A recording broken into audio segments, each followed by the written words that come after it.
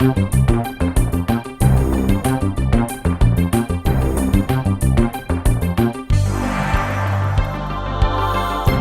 turns out that Americans spend up to 90% of their lives indoors. And you know what's indoors? The dreaded couch. Getting outside to exercise can improve your concentration and breathing, as well as helping you get fit. Let's head outdoors now, where Lurene Cachola is standing by with more on how to look good and feel great outside. Lurene? Well, Joe, getting outside is good for you and your kids. And children's activity rates more than double when they get outdoors. But you may be worried about what's waiting for you once you get outside, such as the Mid-South heat, traffic, or just being out after dark.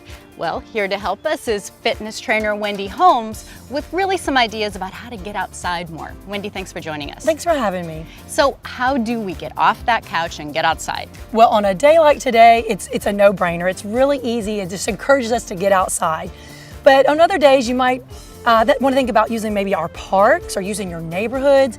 Use it as a time to be with your friends or family and get outside and enjoy the fresh air. And it does seem like there are so many more opportunities, new bike trails, and really nice parks that are out there for us to take advantage of. Absolutely. The parks are really offering opportunities not only for walking and jogging, but for biking and canoeing and kayaking, and both user-friendly for children and adults.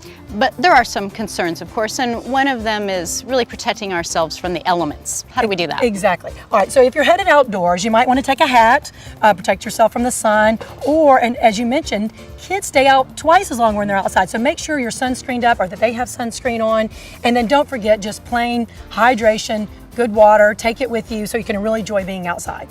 Now, of course, waiting for the weather and the temperature to go down and get a little cooler, it can get a little dark. So that's always a concern about being outside. It is true, and we really want to be safe. Like for instance, if you and I were to exercise after dusk tonight, our colors look bright, but at night that would not work. So if you, I brought with me a vest that is really light, and it has reflective bars on it so that when the light shines on it, it really reflects and lets somebody else know that you're on the road or on the sidewalk riding your bike or walking or jogging. And you might want to even add like this light that has, it's clear or it even flashes. And so it really gets the attention, and both is good, to wear a light and a reflective vest. But this can hook on like the top of the vest or your belt hook or on your bike.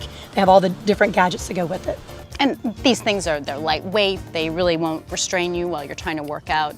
Right, and they help the cars and other people see that you're out there. Not that you need to be in the middle of the road, right, and using your sidewalks and trails, but this does help. Now, what about when you're riding bikes? Helmets, of course? Helmets, of course, and you bring up a good point that helmets are for everyone, not just the kids. Parents are doing a great job getting our kids in helmets, but really helmets are for adults as well, so you can enjoy your trails and being on the bike. That's a very good reminder. Thanks, Wendy, for joining us.